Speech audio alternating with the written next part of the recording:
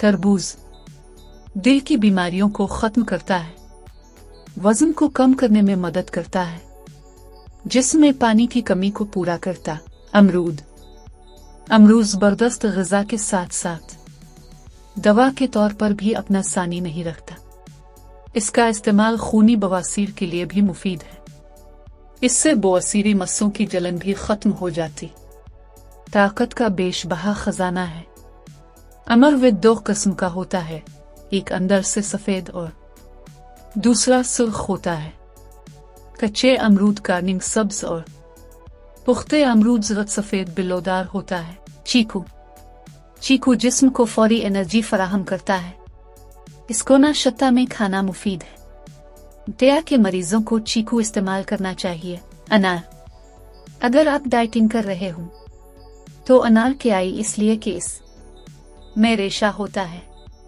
अनार खाने से भूख कम लगती है, हज़म व ज़ब्त के निज़ाम को दुरुस्त रखता है।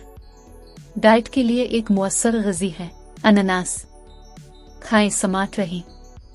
अनानास एक ऐसा फल है जिससे इंसान मोटापे से महफूज रहता है। इसके खाने से निज़ाम हाज़मा तेज होता है। अनानास कैंसर के खलियों को ख़त्म करता है। नारियल पानी मज़े के साथ फ़वाइद बेशुमार। तहक़ीक़ के मुताबिक नारियल के पानी में कसरत से गैर तकसीदी अज़्ज़ा पाए जाते हैं जो दिमाग को ताज़ा और जिस्म को मुलायम करते हैं। अंगूर एक नेमत है। रसूल अल्लाह को अंगूर और तरबूज बहुत मरगूब थे। अल्लाह ताला ने कुरान मजीद में 6 मकामात पर अंगूर की नेमत का जिक्र किया है। इसका मिजाज गेहूं की तरह तर गर्म है, सरतान से बचने में मदद देता है। खरबूजे मज़ा भी शिफा भी।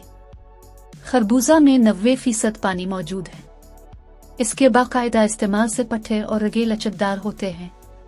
कब्ज को दूर भगाता है, हाजमा दुरुस्त करता है, गर्दों के दर्दावर पथरी के दर्द से निजात दिलाता है।